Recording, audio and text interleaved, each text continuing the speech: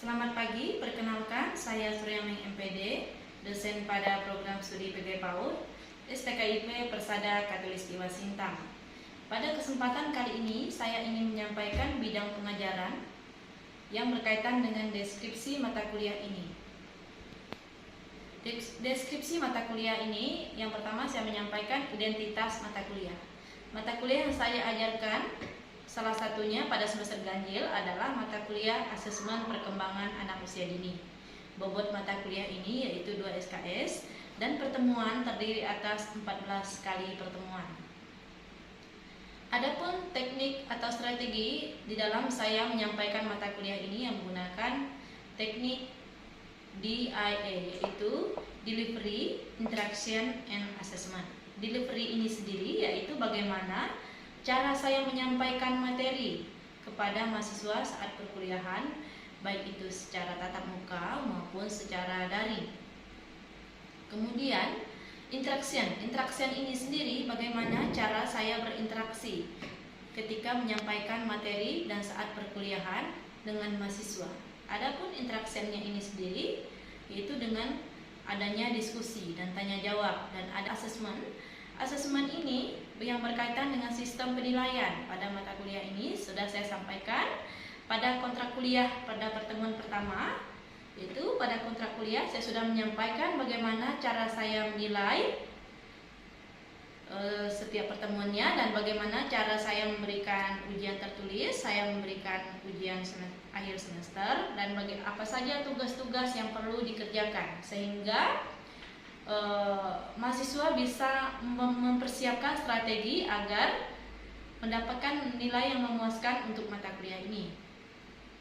Selanjutnya saya menyampaikan deskripsi mata kuliah. Deskripsi mata kuliah ini yaitu mata kuliah asesmen, merupakan mata kuliah yang digunakan untuk memperkaya dan memperluas wawasan mahasiswa yang berkaitan dengan pemahaman konsep asesmen perkembangan anak usia dini serta ruang lingkupnya, ciri-ciri asesmen yang baik, tujuan asesmen, wilayah asesmen, dan teknik-teknik pembuatan asesmen pada perkembangan anak usia dini. Ada pula pengembangan instrumen asesmen, dan yang terakhir yaitu melaporkan, menafsirkan, dan menindaklanjuti hasil asesmen perkembangan anak usia dini. Adapun kemampuan yang diharapkan setelah mengikuti perkuliahan ini yaitu yang pertama yang berkaitan dengan sikap. Sikap, mahasiswa mampu menunjukkan sikap bertanggung jawab atas pekerjaan di bidang keahliannya secara mandiri. Yang kedua, ada keterampilan umum. Mahasiswa mampu menerapkan pemikiran logis, sistematis, dan inovatif dalam konteks pengembangan atau implementasi ilmu pengetahuan dan teknologi yang memperhatikan dan menerapkan nilai humaniora yang sesuai dengan bidang keahliannya. Yang ketiga, pengetahuan. Setelah mengikuti mata kuliah ini, mahasiswa diharapkan mampu memahami konsep asesmen menurut NICE serta ruang lingkupnya. Mahasiswa mampu memahami ciri-ciri asesmen yang baik. Mahasiswa mampu memahami tujuan, wilayah, dan prinsip asesmen untuk perkembangan anak usia dini. Mahasiswa mampu memahami teknik-teknik pembuatan asesmen anak usia dini. Mahasiswa mampu memahami pengembangan instrumen asesmen perkembangan anak usia dini. Mahasiswa mampu memahami prosedur pelaksanaan asesmen perkembangan anak usia dini. Yang keempat, keterampilan khusus. Setelah mengikuti perkuliahan ini, diharapkan mahasiswa mampu membuat teknik-teknik asesmen yang digunakan untuk perkembangan anak usia dini. Kemudian mahasiswa mampu membuat inovasi yang berkaitan dengan pengembangan teknik-teknik instrumen itu sendiri. Kemampuan keterampilan khusus yang terakhir yaitu mahasiswa mampu menafsirkan, mampu melaporkan, dan mampu menindaklanjuti hasil asesmen perkembangan anak usia dini. Adapun bahan kajian untuk mata kuliah ini terdiri atas 13 bahan kajian. Yang pertama, konsep asesmen menurut NICE dan ruang lingkupnya. Yang kedua, ciri-ciri asesmen yang baik. Yang ketiga, tujuan asesmen dan wilayah asesmen anak usia dini. Yang keempat, prinsip asesmen perkembangan anak usia dini. Yang kelima, teknik observasi pada asesmen perkembangan anak usia dini. Yang keenam, teknik catatan anekdot pada asesmen perkembangan anak usia dini. Yang ketujuh, teknik running record pada asesmen perkembangan anak usia dini. Yang kedelapan, teknik pembuatan checklist pada asesmen perkembangan anak usia dini. Yang kesembilan, teknik pemberian tugas pada asesmen perkembangan anak usia dini. Yang kesepuluh, teknik portofolio pada asesmen perkembangan anak usia dini. Yang kesebelas, teknik hasil karya pada instrumen asesmen perkembangan anak usia dini. Yang ke-12, pengembangan instrumen asesmen perkembangan anak usia dini. Yang ke-13, menafsirkan, melaporkan, dan menindaklanjuti hasil asesmen perkembangan anak usia dini. Selanjutnya, adapun mode perkuliahan yang saya gunakan pada mata kuliah asesmen perkembangan anak usia dini yaitu 50% secara daring, 50% secara tatap muka. Perkuliahan secara daring menggunakan aplikasi Google Meet sebanyak 7 pertemuan dan 50% tatap muka sebanyak 7 pertemuan, yaitu pertemuannya dilaksanakan secara tatap muka di kelas. Yang berikutnya yang berkaitan dengan sistem penilaian.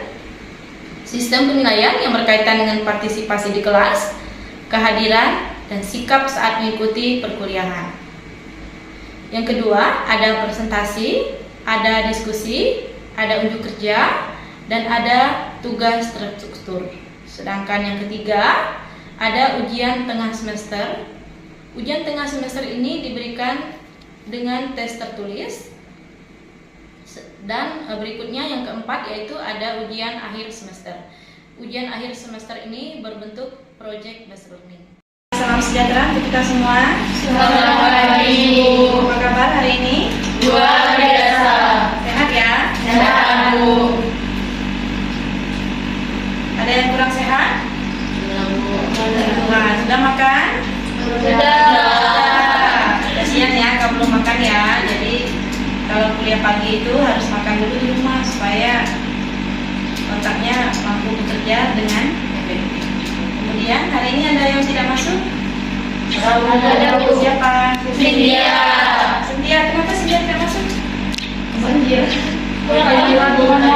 Oh, terdampak banjir. Iya, Bu. Rumahnya di seberang ya? Iya, Bu. Ya, kita berharap semoga banjir itu cepat surut supaya aktivitas kuliah kita bisa berjalan dengan lancar, dan yang teman-teman kalian yang tidak bisa masuk kuliah hari ini bisa masuk minggu depan. Ya, harapannya begitu. Kita hari ini belajar tentang catatan anekdot ya, membuat catatan anekdot. Nah, sebelum Ibu menjelaskan catatan anekdot, ada yang masih ingat materi kita minggu lalu? Ada yang masih ingat? Ayo.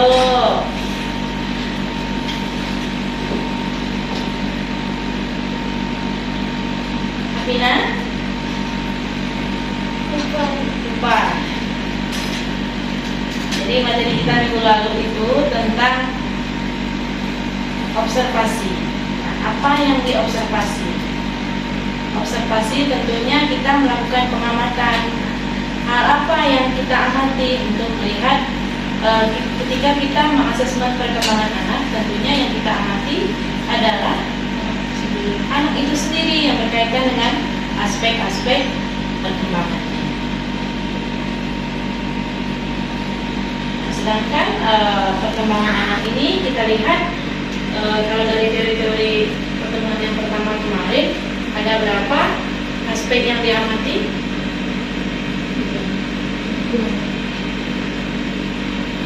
Observasi. Ketika kita mengobservasi apa yang kita sebagai pembentuk anak usia ini, apa yang kita lihat, apa yang ingin kita lihat? Coba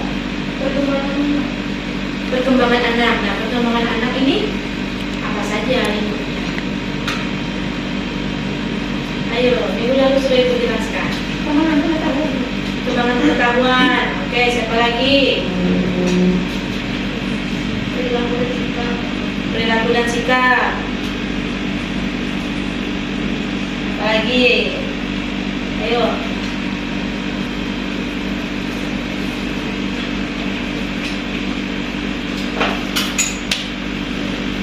Yang ketiga adalah keterampilan, pengetahuan, sikap, keterampilan. Nah, itu yang berkaitan dengan hasil belajar. Kalau yang berkaitan dengan perkembangan anak itu ada 6 aspek perkembangan. Nah, saya rasa kalian pasti tahu, tapi mungkin bingung ya. Iya, Nah, itu. Jadi aspek perkembangan anak ini intinya seluruh indikator dari perkembangan anak yang menjadi aspek amatan guru.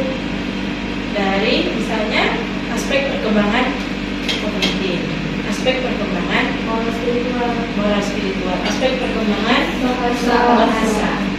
Dan yang berikutnya aspek perkembangan psikomotoris, nah, sosial emosional, seni yang terakhir. Jadi ada 6 indikator yang bisa kita amati ketika kita menggunakan. Kemudian itu juga hari ini catatan anekdot ya. Catatan anekdot ini juga berkaitan dengan seluruh indikator aspek perkembangan anak usia ini. Jadi ada 6 ketika kita membuat catatan anekdot. Yang pertama adalah seluruh indikator perkembangan motorik. Kita buat catatannya, kita amati. Kemudian yang kedua, seluruh indikator perkembangan bahasa. Contohnya misalnya ketika ingin melihat indikator perkembangan bahasa, tentunya kemampuan misalnya kemampuan anak mengucapkan kosakata. Ada berapa kosakata? Kemudian kemampuan anak merespon apa yang disampaikan oleh ibu guru. Contohnya misalnya ketika ibu guru menyapa, si Afina ini menjawab tidak? Ada yang menjawab, ada yang tidak. Nah, kalau yang tidak juga bisa nanti kita tulis di dalam sebuah catatan anekdot. Itu contoh yang perkembangan bahasa. Kemudian contoh yang perkembangan fisik motorik. Perkembangan fisik motorik yang bisa kita tulis menggunakan catatan anekdot adalah yang berkaitan dengan kemampuan anak untuk menggunakan motorik halus, misalnya kemampuan membentuk playdot. Playdot kan dia meremas-remas. Nah, membentuk, memanipulasi bentuk benda. Nah, itu adalah motorik halus. Beda lagi ketika motorik kasar. Motorik kasar misalnya kemampuan anak melewati papan titian seimbang tidak kakinya. Ada yang masih ini kan? Mereka kalau lihat lewati kayu atau papan titian, ada yang takut bu, ada yang sama sekali tidak berani kan? Bu, saya takut. Nah, ada yang begitu. Jadi kalau begitu berarti kan belum teramati, belum terlihat kemampuan dari motorik kasar. Kemudian kita melanjutkan mengenai catatan anekdot itu sendiri. Catatan anekdot itu sendiri merupakan catatan kejadian khusus, peristiwa khusus mengenai perilaku yang ditampilkan anak pada situasi tertentu. Perilaku khusus, jadi tidak semua perilaku ditulis ataupun dinilai menggunakan catatan anekdot. Jadi hanya perilaku khusus yang guru tulis menggunakan catatan anekdot. Sampai di sini bisa dipahami ya? Bisa. Kemudian catatan anekdot ini ditulis dengan singkat. Maksudnya apa? Jadi kalimatnya tidak panjang. Jadi hanya menuliskan peristiwa yang terjadi mengenai perilaku anak yang ditulis secara singkat. Kalimatnya tidak panjang. Nanti kalian melihat ada contohnya, ada contoh catatan anekdot. Kemudian yang berikutnya adalah catatan anekdot ini menjelaskan sesuatu yang faktual yang benar-benar terjadi. Jadi catatan anekdot ini guru tidak boleh membuat catatan anekdot ini secara subjektif, ya, bukan dan juga bukan peristiwa yang tidak terjadi, harus benar-benar terjadi. Contohnya hari ini peristiwa khususnya ketika misalnya tadi ya, ketika kita masuk kelas ada yang terlambat, misalnya ada satu orang yang terlambat, nah itu peristiwa khusus. Jadi anak ini ketika mahasiswa ini ketika terlambat dia sudah merasa di dalam hatinya kan, oh, saya terlambat. Begitu juga untuk anak usia dini, perilaku khusus yang bisa guru nilai menggunakan catatan anekdot. Kemudian, nah ini ya, sama seperti yang Ibu jelaskan sebelumnya tadi bahwa catatan anekdot ini harus objektif, harus sesuai, harus dinilai, harus diinterpretasi dengan apapun peristiwa yang terjadi di kelas, bukan secara subjektif. Oh, karena misalnya tidak suka dengan anak yang aktif misalnya, lalu itu terus yang ditulis, tidak boleh. Itu juga harus merata ya. Jadi misalnya untuk anak yang aktif jadi bisa ditulis, jadi anak ini perilaku khususnya mengikuti pelajaran dengan baik dibandingkan teman-teman yang lainnya. Anak ini misalnya Budi ya, Budi setiap kegiatan, setiap aktivitas yang diberikan oleh guru dia selalu mengikuti dibandingkan anak-anak yang lain dan selalu selesai tepat waktu. Entah aktivitas yang diberikan, entah suasana hati, entah perilaku yang ditampilkan oleh anak. Bisa dipahami ya? Sampai di sini ada yang mau bertanya? Silakan. Silakan. Saya ingin menanyakan apa fungsi dari catatan anekdot untuk kedepannya di dalam lingkungan PAUD itu sendiri? Pertanyaan yang bagus ya. Jadi satu lagi mungkin atau hanya satu orang saja? Satu saja dulu ya. Oke, kita Ibu langsung jawab atau ada yang ingin menambahkan?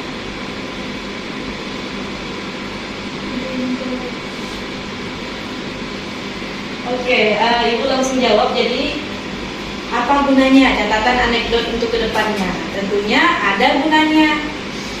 Dan setiap catatan anekdot yang dibuat oleh guru adalah untuk melihat perkembangan anak, melihat tingkat perkembangannya. Tentunya ada kemajuan atau tidak, ada masalah atau tidak. Hanya berkaitan dengan itulah fungsi guru, seorang guru melakukan sebuah asesmen untuk mengukur, untuk melihat, untuk menganalisis tingkat perkembangan anak, baik itu yang berkaitan dengan hasil atau proses ataupun yang berkaitan dengan kebiasaan. Kalau kebiasaan tentunya yang berkaitan dengan moral, spiritual. Oh, ternyata ada peningkatan antara Apina yang semester minggu lalu dengan Apina yang hari ini, kan ada peningkatan dari moralnya. Misalnya yang minggu lalu atau hari kemarin Apina ini belum membiasakan dirinya untuk misalnya mengucapkan maaf, terima kasih kan untuk orang, atau kebiasaannya tidak merespon ketika guru bertanya kan. Nah, ketika minggu depannya sudah ada kemajuan dari anak ini, dia sudah mampu menanggapi yang disampaikan oleh guru, sudah mampu menjawab sesuai dengan apa yang ditanyakan. Kan ada ya biasanya anak usia dini itu, kamu apa kabar hari ini? Ya, kenapa kamu mengurut? Sehingga ternyata minggu depannya terus dipancing kan. Gurunya tentunya harus mengetahui tingkat pemahaman, harus mengetahui karakteristik anak usia dini, sehingga nanti sambil menggunakan catatan anekdot, gurunya bisa menganalisis, oh ternyata ada masalah, oh ternyata ada perkembangannya dibandingkan hari-hari sebelumnya, dibandingkan kemarin misalnya. Kalau anak usia dini kan dia masuk tiap hari ya, jadi nanti kalian ketika menjadi guru itu mengajarnya tiap hari menjadi guru kelas. Tentunya akan sangat dilihat kan dari Senin, Selasa, Rabu, Kamis sampai Jumat seperti dengan hari ini kan tentunya ada hal-hal yang tentunya berubah dalam diri anak. Jadi gunanya untuk apa tadi Apina? Anekdot ini? Untuk mengetahui perkembangan anak. Yang lainnya dari yang Ibu jelaskan tadi, dari pertanyaan Apina, ada yang bisa menyampaikan kembali guna dari catatan anekdot? Ada apa tadi? Yang Ibu sampaikan tadi? Minimal tidak? Nah, apa? Coba. Untuk melihat sejauh mana perkembangan anak, ada kemajuan atau tidak. Untuk melihat, untuk menganalisis, dan untuk melaporkan juga ya. Untuk melaporkan. Jadi ada laporan harian, ada laporan mingguan, ada laporan bulanan, dan ada nanti laporan akhir semester yang dalam bentuk buku, raport.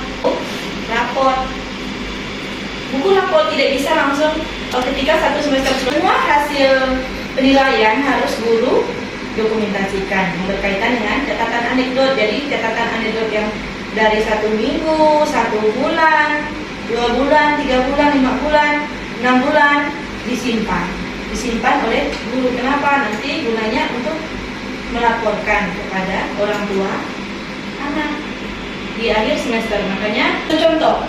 Nah,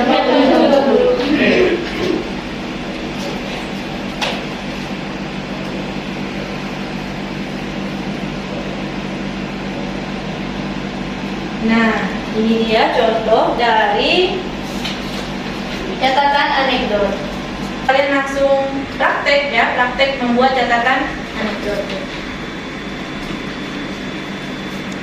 Karena mata kuliah kita SKS ya, satu SKS teori, satu SKS praktek yang berkaitan dengan asesmen, memang harus ada praktek. Kalau tidak praktek, kalian bingung kan? Bingung sendiri atau masih belum tahu arahnya kemana.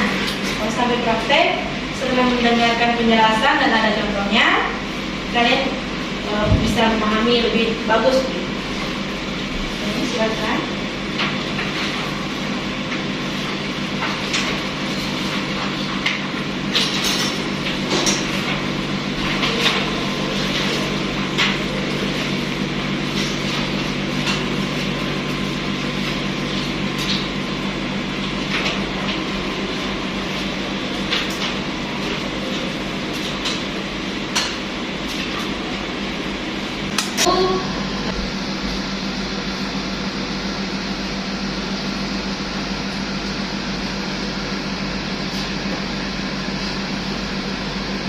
Padahal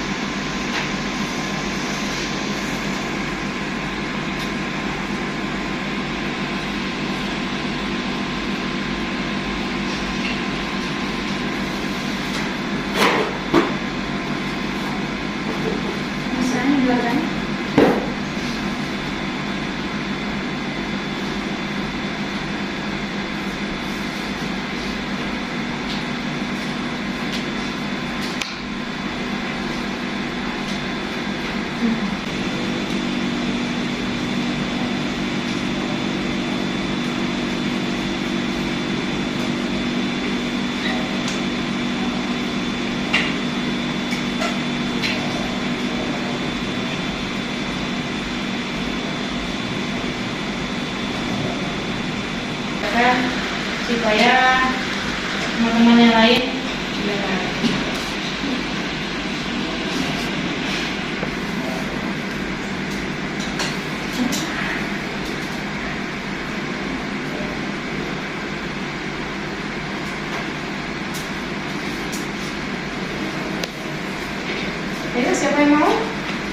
membacakan? Ibu takut ya?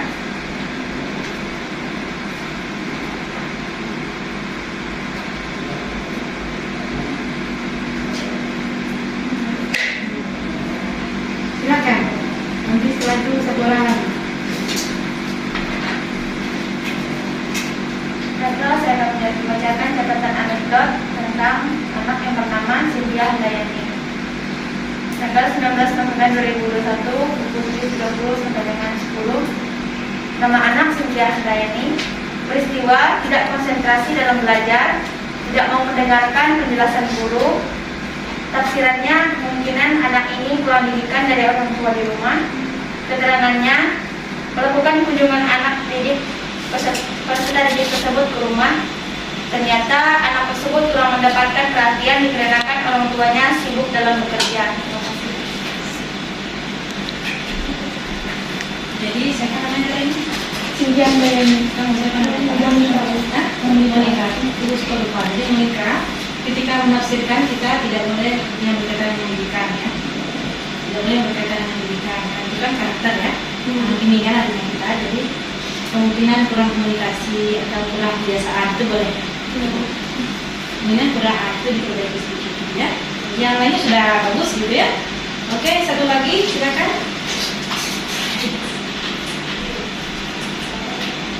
Nama Nanang Mardiana, kelompok atau semester B, Tanggal 2021, tanggal 19 November 2021 pukul 8.30. Anak tidak mau bergaul dengan teman-teman sekelasnya dan lebih suka menyendiri. Tafsirannya, kemungkinan pada lingkungan keluarga kurang adanya interaksi antara orang tua dan anak. Dan keterangannya, setelah berdiskusi dengan orang tua anak tersebut, ternyata kurang adanya perhatian khusus yang diberikan kepada anak sehingga anak tidak mau berbicara dan sering takut dan malu berbicara dengannya. Terima kasih. Sudah bagus ya, jadi kata sudah bagus jawabannya ya. Masalah di rumah atau ada masalah terkait dengan kesulitan untuk memahami atau menyimak apa yang diucapkan oleh guru. Karena ada ya anak yang begitu ya, kesulitan untuk berkonsentrasi. Oh nggak paham saya dari tadi apa yang dijelaskan oleh ini misalnya. Jadi ternyata anak ini sulit untuk fokus, sulit untuk berkonsentrasi. Ternyata karena misalnya ada masalah emosi, kurang percaya diri, atau ada emosi yang misalnya berkaitan dengan marah atau manja, itu interpretasinya. Kalau peristiwa tidak boleh ya, tidak boleh mengatakan kemungkinan anak ini, itu tidak boleh. Peristiwa memang hal yang benar-benar terjadi. Kalau tafsiran kita boleh mengira, menginterpretasi. Jadi kalau peristiwa ini bukan kira-kira lagi ya, kemungkinan itu salah. Jadi kalau peristiwa tidak ada lagi kalimatnya kemungkinan, harus benar-benar peristiwa faktual, peristiwa real yang terjadi saat pembelajaran yang berlangsung di kelas. Sudah paham materi kita hari ini? Sudah paham. Kemudian tugasnya juga prakteknya sudah menunjukkan kemampuan kalian yang cukup lah ya, cukup, dan ada yang sudah bagus tadi, ada yang masih perlu diperbaiki, itu hal yang wajar. Nanti kita perlu ya, yang masih kurang tadi perlu direvisi dan belajar kembali di rumah. Kemudian untuk materi kita hari ini sudah selesai. Terima kasih atas perhatiannya. Sampai jumpa minggu depan. Selamat pagi dan salam sejahtera untuk kita semua. Selamat pagi. Ya.